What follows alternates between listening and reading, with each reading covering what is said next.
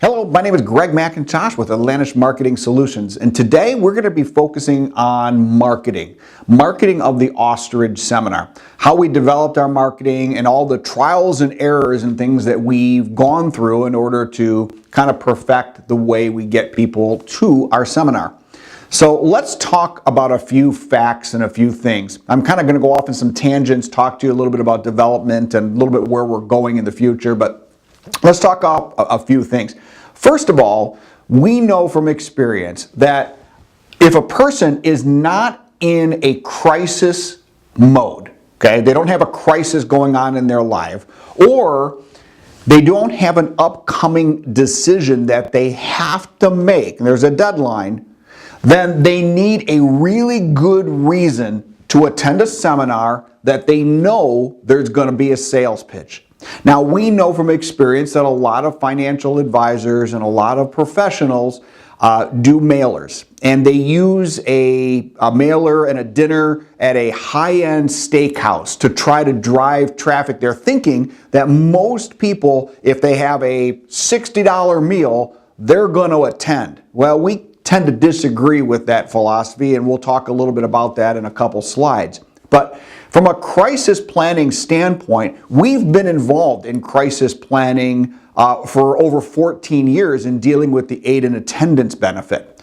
In fact, you can't get any more crisis planning than that. You have somebody that's in their 80s, they're moving into a senior living community, cost is a big issue, they may be running out of money, or they may not want to spend all their money, and a VA benefit is extremely important to them because it could put up to a couple $1,000s a month in their pocket.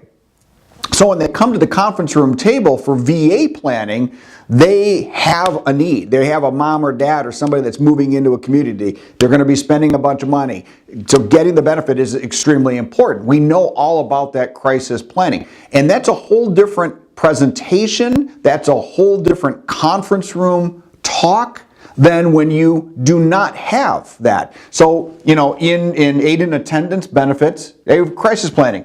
In Medicare supplement decisions, there's a time frame. You got to make a decision between this period and this period. So come see our seminar because it can provide you information. Or a Social Security seminar where, you got to make a big decision on how you want to take Social Security. Do you want to delay it? How much do you want to take? All these kind of things. Those are decisions that have a deadline, and people come to those seminars because they're either in a crisis mode or a decision needs to be made. Well, in our seminar, and just like many, many other seminars out there, there's not a quote-unquote real need to do something pressing. So you've got to create that. And that's what we kind of do in our seminars, is we create a potential crisis that the person watching may be able to relate to. And we use fear of loss, okay? People are motivated more by what they fear they're going to lose than what they think they're going to gain. That's a big motivator. And we've created the Hansen story, which you've probably maybe seen in some of our training videos or in some of our introduction materials. We have a real life family that went through a huge crisis and didn't know all the things that they could have done to protect their assets. So we use that Hansen story in our mailers, in our flyers, in our seminar, and we actually talk about that right in the postcards and the mailers that we send out. Here's a real life family that lost $500,000 in 6 short years and didn't even see it coming. That's a little bit of fear and the loss of losing that amount of money when they thought they had all their ducks lined up in a row. So somebody reading that postcard may go, oh my gosh, I wonder what happened to this family. There's a curiosity factor. I don't know what happened. But I want to go find out because I don't want this to happen to me. Okay? So we use that.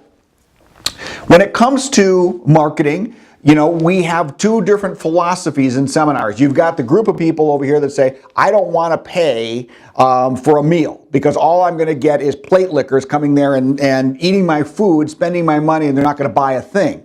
We know statistically, and this is a national statistic, not only our statistic, but we've tested this, but national statistics, where a meal provided actually in the long run provides more sales than that. We actually did a test on our postcard. We took 2 exact postcards. One, we promoted coming to a dinner and the information on the exact same card, on the exact same date, on the exact same location, we said, come for an educational seminar. And we found out that we had an average of 3-to-1 ratio of people that responded to the dinner card than the non-dinner card. Information was the same, the date was the same, the location was the same. It's just we didn't talk about promoting that we're going to feed you. And so dinner does motivate people to come to a seminar. So we don't believe in high-end steakhouses. We don't believe, because we feel that most people feel that if you're going to a high-end steakhouse, you may get a high-pressure sales pitch.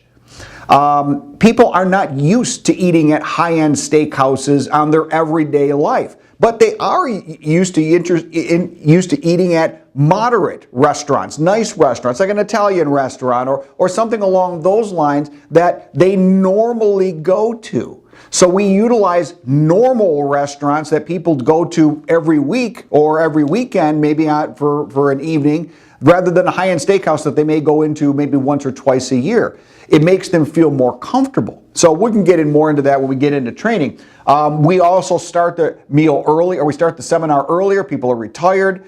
Get them there earlier before the rush, get them on and off the road.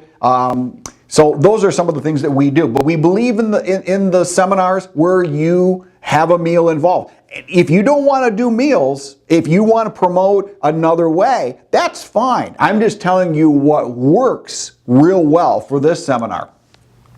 We also have senior living communities that are willing to do lunch and learns. This helps out their end game, which is getting people moving into their communities. And since we've been in the aid and attendance world for the last 14 years, and we have national reputation with senior living communities all across the country, we find out that a lot of these communities are very receptive to our people coming in and doing a professional seminar. And a lot of them, this is one that was done in Florida, and they did a lunch and learn, and they provided lunch. There was 48 people that showed up for this, and the senior living community did all the marketing for it. It was great. Here's another fact. People like to hear fresh new ideas. If you take a look at all the postcards that come in the mail, for dinner seminars, then I get a bunch of them. You probably get a bunch of them. They all say about the same thing. They all have about the same pictures on there. And there's really not anything super fresh. So, we actually say in our presentation, this is not an annuity presentation. Even though we do have people that come to the conference room and we determine an income annuity or a fixed rate annuity or an index annuity is a right move for them, we're not promoting this as an annuity seminar. And there's only 2 slides in all of our seminar that actually talk about an indexed annuity and not getting caught in the downturns of the stock market. So we say in this presentation, this is not an annuity presentation. So we want them to know this is fresh, new, and not the same material that they've heard maybe 30 other times if they've gone to 30 different seminars. We believe that people like hearing from an attorney. All right. So an elder law attorney is part of our presentation. If you probably already knew that. And we market that right on the postcard and right in our materials and our flyers and everything we do. We market that there's going to be an elder law attorney here covering different subjects. And we kind of talk about the subjects that we're going to cover and that the attorney is going to cover. We like grabbing people's attention. Now, obviously, you don't really see too often a postcard coming in mail with people sticking their heads in the ground as individuals. So we utilize that. Don't be a human ostrich. We actually have created different marketing cartoons that we use on the internet for different types of marketing. We actually created a TV commercial. Didn't work out the best. I wouldn't recommend doing that. But we did try it. And we utilize this image and we utilize this as a way to kind of draw people in, because a lot of the same postcards and things you get are very, very standardized out there. Like I talked about earlier, senior living communities are a way to do seminars and maybe make it work out for your benefit as well as the senior living community. And we do put flyers together and things like that for the community. Some other facts is we are really working hard to develop a social media platform for marketing. Now, this is a real tricky game. If you've been involved in social media marketing at all or know anything about it, it is a trial and error method, and there's a lot of things you do not do, things in order to make it cost effective. It works, but it has to work and be cost effective. So we're putting together different types of social media marketing that will eventually roll out to everybody that wants to do that type of marketing in their area. So we're experimenting with that right now. We're getting some good results, but not to the point where we want to say, woohoo, this is all great and roll it all out. We also have a human ostrich brochure and things like that you can use in your marketing, hand out or leave out for people to call and put your name on there, put our phone number on there, and all the phone calls come into the office here, and we have an administrative assistant that will call and book people into your seminars or actually have people set up appointments or phone consultations directly with you if there's not an upcoming seminar that you have coming up. So we've got those kind of things. So altogether, number one, we believe that a mailer is the best way to go. Okay, we feel that gets the best response. We feel a dinner mailer offering a meal, maybe a $15 meal works. In fact, one of our representatives just did a mailer, and he did a seminar. He had 38 people, about 24 buying units come to that seminar last night. The mailer that he sent out worked really well. It was an Italian restaurant, $15 a plate. And I think he booked, I haven't got the total count, but anywhere between 15 and 17 appointments, him and the attorney together booked appointments. So obviously that's pretty successful. So what I'm saying to you is this: meals work, postcards work, direct mail works. If you want to experiment on different things, that's great, but those tend to get the best results. So anyway, that's a little bit about the marketing we do. We'll get more into specifics when we get into training with you and kind of help you putting your first Ostrich seminar together. Thank you very much for listening. Have a great day.